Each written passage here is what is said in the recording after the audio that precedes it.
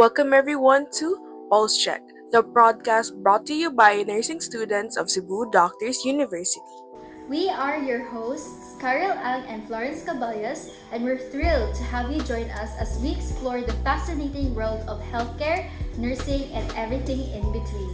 From the latest medical breakthroughs to the everyday challenges and triumphs of nursing, we'll be diving deep into different topics that matter most to us as future healthcare professionals.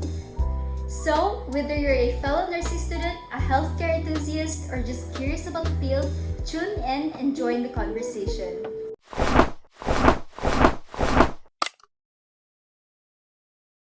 Good morning, fellow nursing student, a healthcare enthusiast, or anyone listening to this podcast right now. We actually have a very special guest for this week's podcast.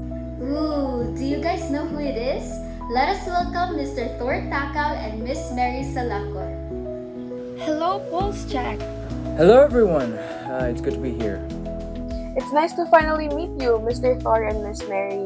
It's really nice to meet you too. I have been listening to this podcast for quite some time now, and I was wondering and I've been dreaming to be a part of it, so it's really finally happening.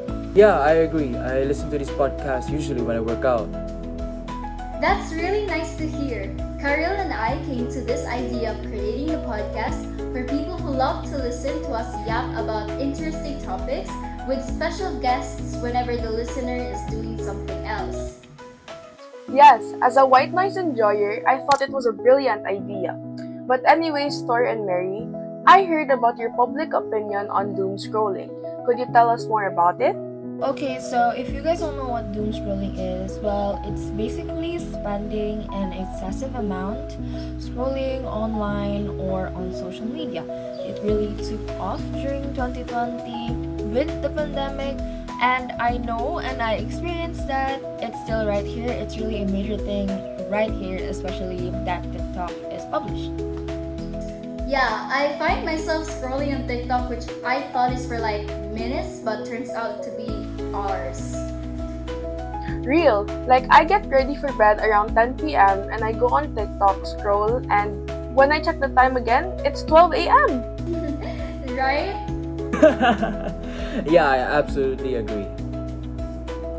Yeah, so lately the algorithms in other social media platforms prioritize emotional stimulating content, often negative, creating a loop. So it's not just purely scrolling for hours, but also taking in the negative information or comments on platforms like TikTok. This constant exposure to negativity can have a real impact on our mental and emotional well-being. It's not just anecdotal either. There's growing scientific evidence to back this up. A meta-analysis of the relationship between social media use and depression by Primark in 2017 is one of these studies. Oh, I see. I get what you mean by that. Like, seeing sad TikToks and Reels for hours really affects my mood as well. Also, TikTok, stop placing these kinds of videos on my FYP, like I'd be sad too. Yeah, I agree. Whereas if my FYP is filled with cute puppies or just funny compilation, it would definitely lift up my mood.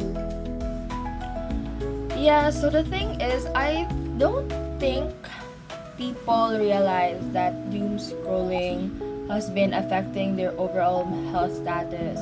It can lead to anxiety, depression, and causes fatigue. And one study even showed that it can lead to more psychological distress, especially in young adults as we are. I wouldn't say it can happen all the time, but it's definitely not a 0% chance at all. Yeah, so we just want to help people be aware of the negative effects it could bring. I mean, for one, I experienced it during 2023 and it low-key sucked. I would scroll through TikTok for hours and wouldn't leave the house. It was low-key embarrassing. And it's something a lot of people are experiencing as well. Studies have shown, like I said, a correlation between excessive social media use, particularly when focused on negative content, and increased feelings of anxiety and depression. For example, our research has linked doom scrolling to heightened stress responses and a decrease in overall mood. The constant barrage of negative news and opinions can contribute to a sense of helplessness and a distorted view of the world, making it seem more negative than it actually is. It can also disrupt sleep patterns, which further exacerbates mental health issues and health overall. Yeah, I remember I wouldn't shower for days because I would be so lazy to get out of bed. Yeah, so to people or students who are like me, I really encourage you guys to lower down your screen time and replace doom scrolling with happier alternatives. You can eat, you can sleep, or whatever that you want to do to kill time instead of drowning your face in your screens every time. Yeah, I agree. Take the time to play outside like Batolato or Patintero, because honestly, I haven't seen people play these games in this generation anymore. I remember playing all those outdoor games with my friends in the neighborhood, and I can say that it was an experience that I don't really want to forget, especially on social media, because I don't think that this generation have that kind of experience as well. Yeah, I agree. I agree. I spent most of my childhood days playing outdoor games like Patentero or Langit Lupa. It's really sad that children growing up in this generation wouldn't experience what we had gone through in our typical Filipino childhood. We hope you enjoyed our discussion on addiction and mental health issues. Don't forget to subscribe to our podcast on Spotify so you don't miss out on future episodes. And as always, remember to take care of yourselves and each other.